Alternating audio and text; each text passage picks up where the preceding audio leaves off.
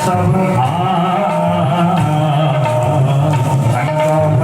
जब सब यहाँ ही रह जाएगा, दौलत जब सब यहाँ ही रह जाएगा, माटी का खिलौना माटी में मिल जाए, वो माटी का खिलौना माटी में मिल जाएगा। हर हर महादेव।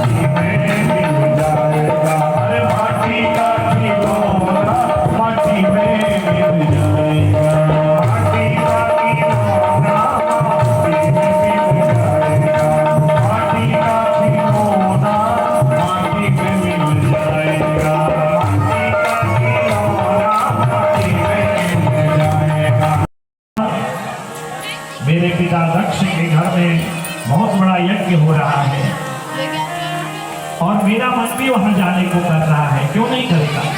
बाबा कहते हैं बात तो ठीक कह रही हो, आपको पता है? हाँ मुझे पता है, क्योंकि भोले बाबा का तो उसी यज्ञ के आरंभ में अपमान हुआ था। आपको पता है, आपने बताया नहीं। बाबा कहते हैं अभी सती में क्या बताऊं, बहुत कुछ बातें होती वो बताई नहीं जाती है, और हम जो बताएंगे तुम विश्वास कहाँ करते हो। मानो भगवान ये भी कहना चाह रहे तुमने हम पर विश्वास ही कब किया। तो बाबा हम चलेंगे ना, कहते हमें बुलाया ही नहीं है और बिना बुलाए कहीं जाना नहीं चाहिए। अब सती कहती है महाराज ऐसा कैसे होगा, हमारे पिता के घर में बहुत बड़ा यज्ञ है मंगल कार्य और हमें न बुलाया जाए। अरे मेरे पिता तो मुझे देखे बिना कोई कार्य करते ही नहीं। भगवान मन ही मन कहते हैं तुझे क्या पता कि वो हमसे कितना द्वेष करता है, हमारा कितना अपमान किया। बाबा जानते हैं यदि मैंने अपने अपमान की बात बताई तो सती को बहुत दुख होगा, क्लेश होगा, वो कोई ऐसा काम कर बैठेंगी। और जिस बात से कलह हो, घर में अशांति हो, पति पत्नी को बात करने भी नहीं चाहिए, तभी गृहस्थ में प्रेम बना रहता है। सती कहते हैं महाराज कहीं जो पोस्टमैन है, डाकिया है ना, उसने पत्र देने में देरी कर दिया। पहले तो ये सब फोन आदि होते नहीं थे वहां। जो दूत है संदेश देने वाला, उसने विलंब कर दिया हो। बाबा कहते हैं सती तू बड़ी भोली है, तू नहीं जानती तेरा पिता हमें नहीं बुलाने वाला है। कहता नहीं मैं नहीं मानती। कितना ही समझाया, दक्षस्तव पिता देवी मम द्रोही विशेषतः यस्य मे मानिनः सर्वे ससुरार्षि मुखान् परे। जब बहुत आग्रह किया ना सती वाले, तो बाबा ने कहा देख अब तू कह ही रही रहे ना, मैं तुझे बताता हूँ तेरे पिता मेरे द्रोही हैं। वो मुझे उस यज्ञ में देखना ही नहीं चाहते। सती कहती मैं मानती नहीं महाराज, वो आपसे कितना प्रेम करते हैं, अब कैसे बताएं बाबा का। कभी कभी पति पत्नी के सामने यही विडंबना होती है, वो अपने मन की बात कैसे बताए और कैसे सिद्ध करे। और बाबा बता भी रहे, लेकिन फिर मां सती आज विश्वास नहीं करती। और अंततः शिव कहते हैं ठीक है, तुम्हें अगर जाना ही है। तो सती ने बहुत निवेदन किया, भगवान के हाथ पांव जोड़े कि आप मुझे उस यज्ञ में जाने की आज्ञा दो, आप नहीं भी जाना चाहते तो। प्रजापतेस्ते स्वसुरस्य सांप्रतम्। अब आज सती की बोली भी थोड़ी बदल गई और सोच रही है मन मन में, यदि वो मेरे पिता होते तो मुझे जरूर बुलाते। कुछ न कुछ तो हुआ है, और क्या हुआ है अब बाबा बताते नहीं हैं। और जो बता रहे हैं वो बात कहाँ तक सही है। तो इसलिए आज माँ सती कहती है कि आपके जो ससुर है ना, मेरे पिता दक्ष, उनने जो यज्ञ किया है वहां हमें चलना चाहिए। और यदि आप नहीं जाते तो मुझे तो भेज दो ना महाराज। तो आज भगवान कहते हैं यद्येवं ते रुचिर देवी तत्र गन्तुम् आवश्यकम् शुभ्रते वचानने तुम गच्छ शीघ्रं पितुर्मुखम्। यदि तुम्हारा मन नहीं मानता तो जाके देख लो तमाशा। कुछ गणों को मां सती के साथ भेज दिया और कहा सती हमें प्राण से प्रिय है, इसकी रक्षा कर। क्योंकि बाबा तो सब जानते हैं अब होने वाला क्या है महाराज। और यहाँ यज्ञ चल रहा है और इधर मां सती आई और जैसे ही प्रयागराज के उस यज्ञशाला में उसने प्रवेश किया, दक्ष ने सबको सावधान कर दिया। अरे सभाजनों, मैंने न सती को बुलाया है न शिव को बुलाया है,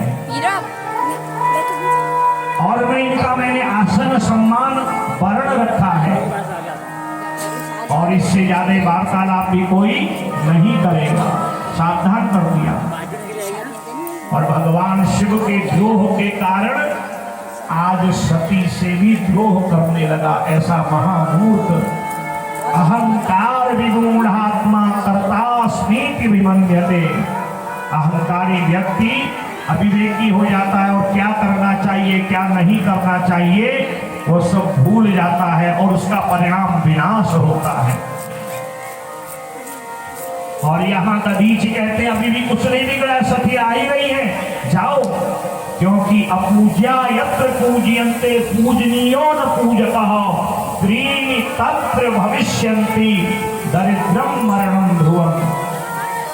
जहाँ पूजनीय लोगों का सम्मान नहीं होता, आज हम देख रहे हैं टीवी चैनलों में ऐसे ऐसे महात्मा आ रहे हैं, न वो ब्राह्मण है, न उनको वेद का अधिकार है और न उनको पुराणों का उपदेश देने का अधिकार है। हमारे शास्त्र वेद बताते हैं जो ब्राह्मण लहसुन प्याज मांस मदिरा इन वस्तुओं से दूर रहे, गायत्री की उपासना करे, नित्य स्वाध्याय करे, उसी को उपदेश पुराण सुनाने का अधिकार है। और देख रहे हैं आजकल अभी हाल में बड़ी घटना हुई थी हाथरस में, और वो जो ऐसा गुरु है जो ऐसे कुल का है, वो आजकल इस चीज की चर्चा भी नहीं करती है। केवल पैसा कमाने के लिए, अपने को बड़ा दिखाने के लिए, अपना स्टेटस बढ़ाने के लिए व्यक्ति क्या क्या धंधे नहीं कर रहा है आजकल। और हम समाज को आसन दिया है, सबके लिए वर्ण है, ब्रह्मा के आसन पर ब्रह्मा लिखा है, विष्णु के आसन पर विष्णु लिखा है। जब बड़ी मीटिंग होती है कैबिनेट आदि की ना, बड़े अधिकारियों के सबके आगे नेम प्लेट होती है ना, तो वैसे ही वर्ण आसन कोई यज्ञ हो पहले निश्चित होता है, हमने इनको आचार्य बनाना, इनको ब्रह्मा बनाना, इनको व्यास बनाना, इनके नाम का वहां न स्थान है, न आसन है, न वर्ण है। जिस जिस सेवा सती मिलती है सब मुख फेरते हैं। सती की आशंका और बढ़ गई, चारों ओर देखा कि शिव का भाग नहीं है। एते कथम समायाता विश्वब्रह्मा दयः सुराः तव यज्ञे विनाशं भूः।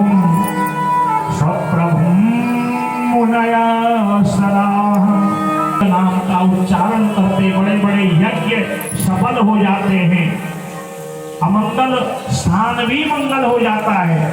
शमशान को कोई मंगल नहीं मानता, पर शिव उस शमशान में रहते हैं, रहते ना यहाँ पर, और उस स्थान में पूजा करना, उस स्थान में स्नान करना अपने आप में मंगलकारी माना जाता है। अरे देवताओं, अरे और यज्ञ में आए शिव के गण उत्पात मचाने लगे, हाहाकार होने लगा। भाई सकल मग हाहाकार, हाहाकार पूर्वस्ते धिग धिग न नेतिवादिनः हाहाकारेण महता व्याप्तवांसी दिगंतरम्। शिव गणों ने जब उत्पात किया, सारे यज्ञशाला में हाहाकार होने लगा। दक्ष ने कहा ये यज्ञ कहीं अधूरा न रह जाए, और उसी समय अपने जितने भी परिकर हैं कहा पकड़ो शिवगणों को और इनको मारो, दंड दो, यज्ञ में विघ्न कर रहे हैं।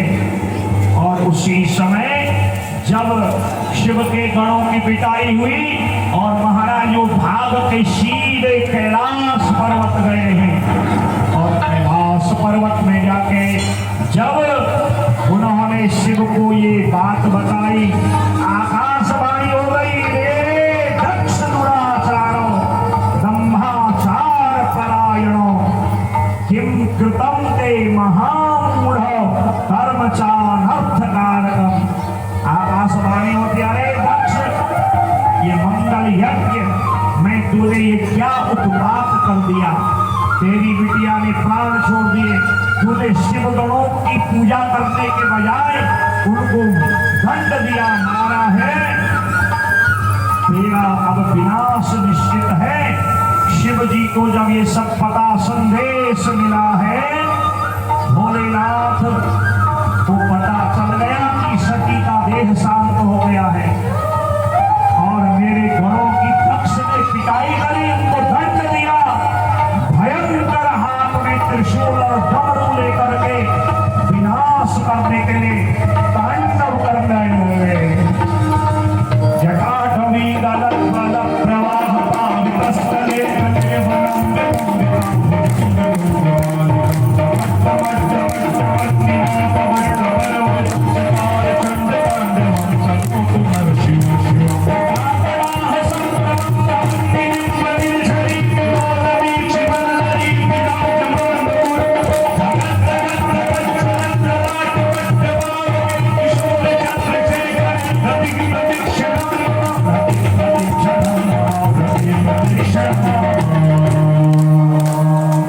हाथ में त्रिशूल डमरू लेकर के भोलेनाथ महाविनाश के लिए नृत्य करने लगे, और इसी नृत्य का नाम है तांडव। भगवान शिव दो ही अवस्था में तांडव करते हैं, या विनाश करना हो या कोई रावण की तरह स्तुति कर रहा हो। भयंकर है तज्जटाया समुद्भूतो वीरभद्रो महाबलः पूर्वभागेन देवर्षे महाभीमो गणागणिः। भयंकर जटा को जमीन में पटका, पर्वताकार एक गण को प्रकट कर दिया और नाम रख दिया वीरभद्र। बोले वीरभद्र भगवान की जय हो। जैसा नाम वैसा ही आए, समाचार सब शंकर पाए, वीरभद्र कहे भोग पठाए, वीरभद्र भोग पठाए। यज्ञ विध्वंस काय दिन कीन,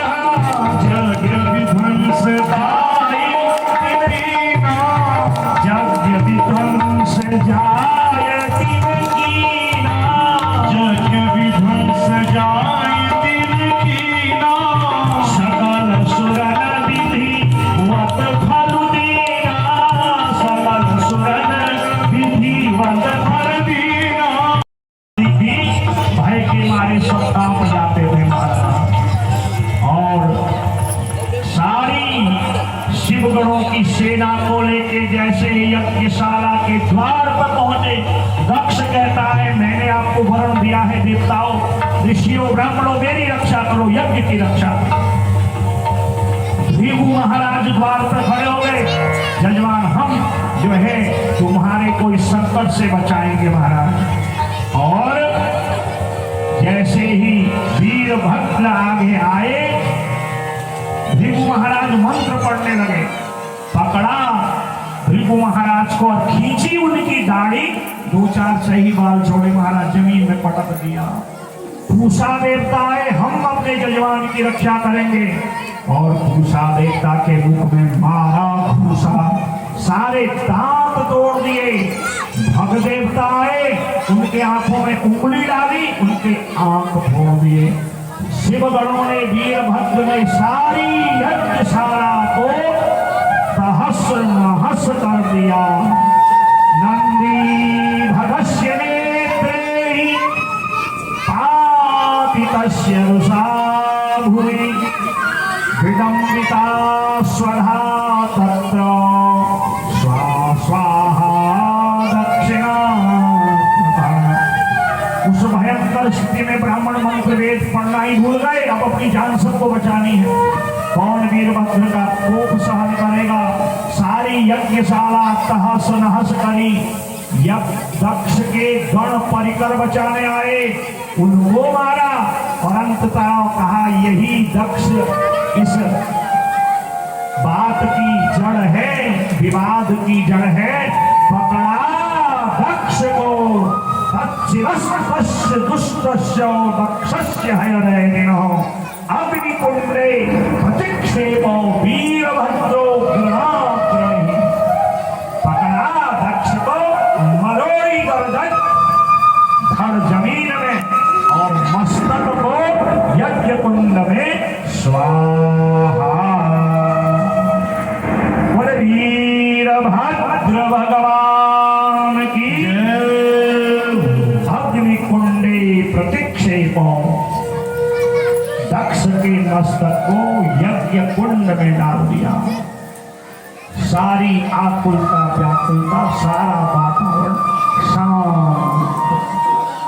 अब कैसे यज्ञ पूरा हुआ?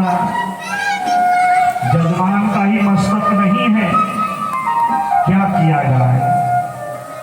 सब देवता कुल व्याकुल हो गए। दधीच कहते हमने आपसे पहले कहा था कि भगवान शिव ही यज्ञ को पूर्ण करने वाले हैं। इसीलिए जब हम यज्ञ पूर्ण करते हैं ना, पूर्णा होती है, तो हर यज्ञ में अलग अलग नाम की अग्नियां होती हैं। विष्णु के नाम का जब हवन करते हैं तो आहवनी नाम की अग्नि होती है। देवी का यज्ञ करते हैं तो शतमंगल नाम की अग्नि होती है। और जब विवाह का हवन होता है, योजक नाम की अग्नि। हर कर्म में अलग अलग नाम की अग्नियां होती हैं। पर जब यज्ञ की पूर्णा होती है तो उसमें एक ही आहुति पड़ती है अंतिम। और उस यज्ञ में जिस अग्नि का पूजन कहा जाता है उसका नाम मृड है। मृड माने भगवान शंकर। जो भी यज्ञ में कमी रह जाए, मृड नाम की अग्नि में शिव का नाम उच्चारण करते, पूर्णाहुति में एक आहुति डालो, सारा यज्ञ शिव पूर्ण कर देते हैं। और शिव के बिना सारा यज्ञ अधूरा। और इस अधूरे यज्ञ को भगवान शिव ही पूर्ण करेंगे। सब ने निर्णय लिया और कहा चलो देवताओं, ब्रह्मादि देवताओं चलो। और जाकर के भगवान शंकर को मनाते हैं, भोले बकरे का मुख लगाते हैं। और भगवान शिव है महामृत्युंजय, देवादिदेव महादेव। वो भगवान है। भगवान माने कर्तुम अकर्तुम अन्यथा कर्तुम संभव, जो असंभव को भी संभव कर दे, उसी का नाम है भगवान। राई ते पर्वत करे पर्वत राई। उनके लिए कुछ भी असंभव नहीं है। असरण शरण दीन हितकारी। जो कार्य दुनिया में जाके पूरे न हो, ये बच्चों को नीचे बैठा कुर्सी से। जब देवताओं ने भगवान के दिन की स्तुति करी है और दक्ष के के धड़ पर मस्तक आज बकरे का लगाया तो भगवान महामृत्युंजय ने असंभव को संभव कर दिया और अपनी कृपा दृष्टि, अमृतमयी दृष्टि से, क्योंकि वो महामृत्युंजय है, मृत्यु को भी जीत लेते हैं, मृत्यु भी उनके आगे नृत्य करता है, काल काम भगवान के चरणों की सेवा करते हैं। इसलिए आज भगवान ने, शिव भगवान ने, महादेव ने, मेरे भोलेनाथ ने दक्ष प्रजापति को पुनर्जीवन दे दिया, उस पर प्राण दे करके उसको जीवित कर दिया। बोले भक्त वत्सल भगवान की जय हो। और जैसे ही दक्ष पर प्राणों का संचार हुआ, भगवान के चरणों में दंडवत किया, दोनों नेत्र से गंगा यमुना बह रही है, रोने लगा आकुल व्याकुल, मेरे असंभव जीवन को आपने आज संभव कर दिया, मुझे नरक जाने से आपने बचा दिया। अथ दक्ष प्रसन्नात्मा शिवं प्रज्ञा समन्वितः तुष्टाव प्रणतो भूत्वा। मान किया उन्होंने मेरे ऊपर कितना बड़ा उपकार किया, मुझे पुनर्जीवन दिया। रोते रोते भगवान के चरण पकड़े और बड़ी सुंदर दक्ष ने भगवान शिव की स्तुति करी है। नमामि देवं वरदं वरेण्यं महेश्वरं ज्ञान निधिं सनातनं। नमः भवसागर से पार करने वाले हे महेश्वर, हे ज्ञान के निधि, नमामि देवं वरदं वरेण्यम, आप ही वर्ण योग्य हैं, आप ही वरदम वरदान देने वाले हैं, वरेण्य माने श्रेष्ठ हैं। कुरु नमोस्तुते अपराधम शंभो कृपा मिले, मेरे समस्त अपराधों को आप क्षमा करिए। भोले बाबा कहते हैं कोई बात नहीं, गलतियां होती हैं, मनुष्य से ही होती हैं। हाँ, जो अपनी गलती का प्रायश्चित कर ले, अपने गलती, अपने अपराध की क्षमा करने, उससे बड़ा श्रेष्ठ कोई नहीं होता। ऐसे हैं वो जो चाहते हैं उनको आप दे देते हैं, और दुष्टानाम, जो दुष्ट व्यक्ति हैं, चित्ते कृपा, भक्तों के लिए तो कृपा है, और समर निष्ठुरता, दुष्टों के लिए आपके मन में भयंकर क्रोध आता है, आप निष्ठुर होकर उनका विनाश कर दें। इस प्रकार जो है जिस जिस स्थान पर, जैसे मां सती का हृदय नैमिषारण्य में गिरा तो वहां ललिता देवी नाम से प्रसिद्ध होगी। मां का जो जिह्वा है वो बंगाल में गिरी, कलकत्ता पे, तो वहां मां काली के रूप में प्रकट होगी। मां के नेत्र हमारे उत्तराखंड और हिमाचल में गिरे तो मां नैना देवी के नाम से प्रसिद्ध हो गई। मां की नाभि पूर्णागिरी पर्वत पर गिरी तो मां पूर्णागिरी नाम से प्रसिद्ध हो गई। मां का गुह्य अंग आसाम गुवाहाटी पर गिरा तो मां वहां कामाख्या देवी के नाम से प्रसिद्ध हो गई। अर्थात जो जो अंग जहां गिरे हैं, मां का कटि प्रदेश उड़ीसा में, जहां जिसको आज हम कटक कहते हैं, वहां आज मां कटक चंडी के नाम से प्रसिद्ध है। एक बार कथा प्रसंग से गए थे तो कटक चंडी का दर्शन किया था। तो इस प्रकार ये 108 जो सिद्ध पीठ हैं, ये स्वयं वो पीठ है, इनकी स्थापना नहीं होती, ये स्वयं प्रकट है। ये मां सती के देह के दिव्य अंग है, इसलिए आदि शक्ति पीठ है। जीवन में इन शक्ति पीठों का दर्शन करना चाहिए, इनका यात्रा करना चाहिए। और यदि इतना न हो तो इन 108 शक्ति पीठों का मन से स्मरण कर लेना चाहिए, तो शक्ति पीठों की यात्रा का फल प्राप्त हो जाता है। और जब भगवान शिव शंकर के कंधे से सती के शरीर के सारे अंग खट खट के जमीन में गिर गए, तब भोलेनाथ सीधे आए और कैलाश पर्वत में आके समाधिस्थ हो गए। बोले भक्तवत्सल भगवान की जय।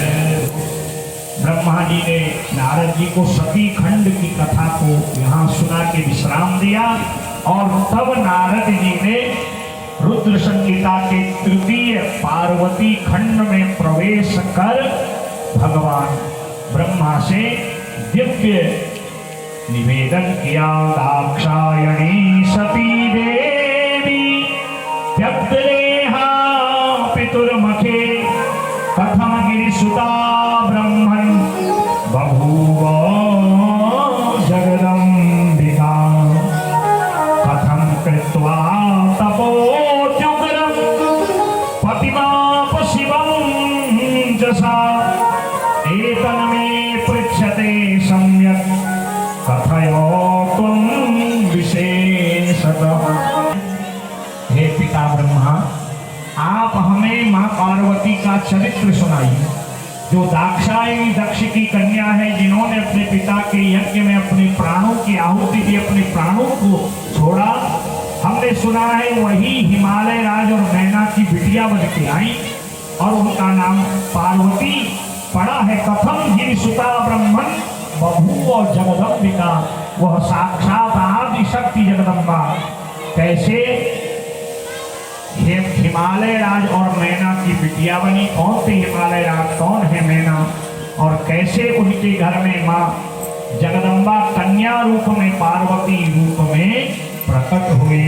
मरत हरि सन बरु मारा सती मरत हरि सन बरु मारा जन्म जन्म शिव पद अनुरागा जन्म जन्म शिव पद अनुरागा जन्म जन्म शिव पद अनुरागा जन्म जन्म शिव पद अनुरागा तेहि कारण हिमगिरि गृह जाई तेहि कारण हिम गृह जाई तेहि कारण हिमगिरि गृह जाई तेहि कारण हिमगिरि गृह जाई जननी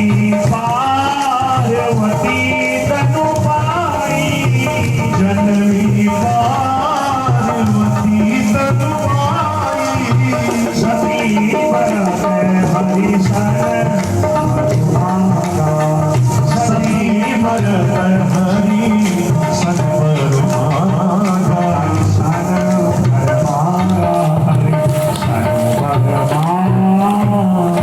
का त्याग किया। उससे पूर्व उन्होंने भगवान शिव के चरणों का ध्यान किया।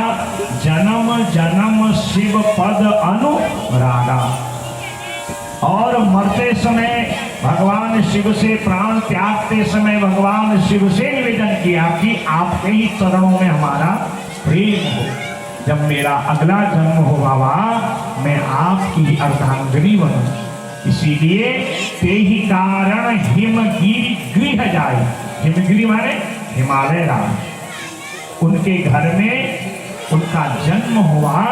जननी पार्वती तनु पाई, और उन्होंने पर्वतराज की बिटिया है, इसलिए नाम हुआ पार्वती। बोले पार्वती मैया की जय। कहा फिर हमें पार्वती की कथा सुनाइए, कैसे उन्होंने जन्म लिया, क्या उनकी बाल लीलाएं, क्या आप भी तो पार्वती के गुरु हैं। कहते फिर भी आप हमें कथा को सुनाइए, क्योंकि मुँह रहो रसिका भूल भाव का। भगवान की कथा को एक बार नहीं बार बार सुनना चाहिए। अब कहेंगे भैया जरूरत क्या, हमें तो सब पता है। तो खाना भी तो आपने खा ही लिया, अब जरूरत क्या है दोबारा खाने। वस्त्र भी आपने खूब पहन लिया, अब क्या जरूरत है पहनने की। नींद भी खूब निकाल ली, फिर सोने की जरूरत क्या है। ये शरीर को स्वस्थ करने के लिए, पुष्ट करने के लिए ये सब आवश्यक है। वैसे ही परलोक को सुधारने के लिए हमारा मार्ग कहीं गलत न हो, हम कहीं गड़बड़ न करें, हमारा जीवन में कभी अमंगल न हो, हम कहीं भटके नहीं, इसलिए ये कथाएं हैं। ये कथा हमारे जन्म जन्मांतर की व्यथा को दूर करती है। अब कथा में आके अपनी व्यथा लगाएंगे तो फिर कथा का पुण्य कैसे मिलेगा। करने के लिए होती है। हम कभी मन से पाप करते हैं, कभी शरीर से करते, कभी इंद्रियों से करते हैं। करोमि यत् यत् सकलम परस्मै, हम जो कुछ भी करते हैं इन कथाओं के माध्यम से उनका मार्जन हो जाता है। वस्त्र को यदि साफ सुथरा रखना है तो समय समय पर उसको धोना पड़ेगा, प्रेस करनी पड़ेगी, तब वो अच्छा लगेगा। वैसे ही जितने हमारे कायिक वाचिक मानसिक पाप हैं, इनसे यदि हमें बचना है तो अधिक से अधिक अपना मन आध्यात्म में लगाइए, भगवान की कथा में, सेवा में, समाज में अच्छा करते रहो। काम